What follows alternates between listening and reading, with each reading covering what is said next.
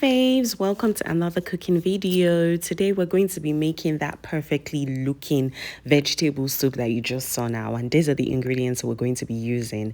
In here I have my proteins, which comprises of cow legs, some pomo, some shaki, and beef. We're also going to be using some onions, some crayfish, some tomato, pepper, tatashe, and onions mix.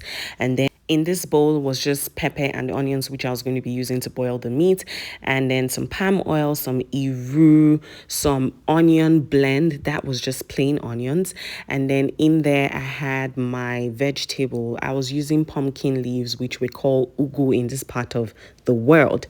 Now let's get cooking. In an empty pot, obviously, we're going to be boiling our meat and all of the proteins that we're going to be using for this soup.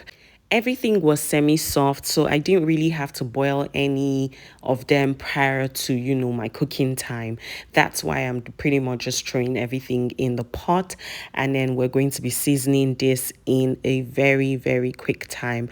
Need I mention, I added some chicken at the end because, I just felt like adding chicken really.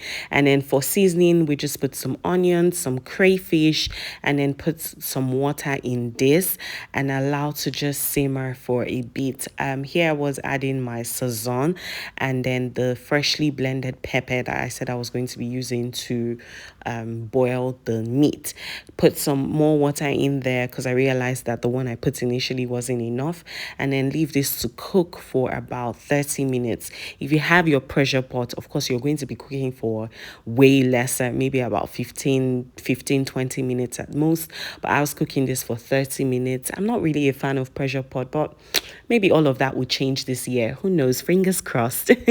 And then once it was soft and, I was ready to start off my soup properly, I then took out the meat, and in the same pot, I put my palm oil. Some people don't have to bother bleaching. I like to bleach my palm oil really. So I let this bleach for about 5 minutes, and then I went in with my onions. To bleach it, I just poured the palm oil in there and covered it really and let it cook on low heat. And after 5 minutes, I came back and continued my cooking, as you can see. And then once I put the onions in there, I then added my iru and allowed this to fry for another 2 minutes. Iru is also called locust beans.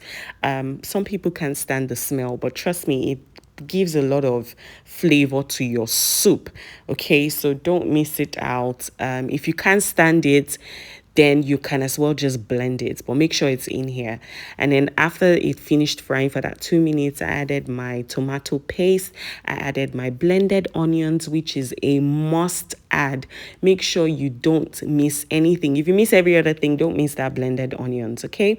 And then I added some additional pepper because I love it really hot and spicy. And then I covered and allowed this to fry for about 10 minutes until, I was certain that it was really fried and the oil was floating. And then I went in with my fish. This is just smoked catfish. You can use any other fish if you want, but I like the smoked catfish because it also brings its own drama to the soup and kind of like just kickstarts the taste and everything, and I love it. Okay, and then I allowed that to fry for another 5 minutes.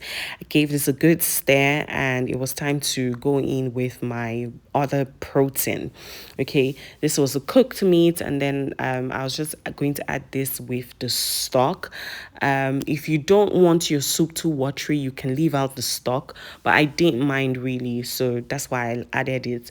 And then in here I just gone in with my crayfish, gave this a very good stir, and made sure I tasted for salt. Because of the stock, I would advise that you don't put salt or seasoning before you add your meat, just so that you don't end up over salting it. Okay, at this point I was just stirring really.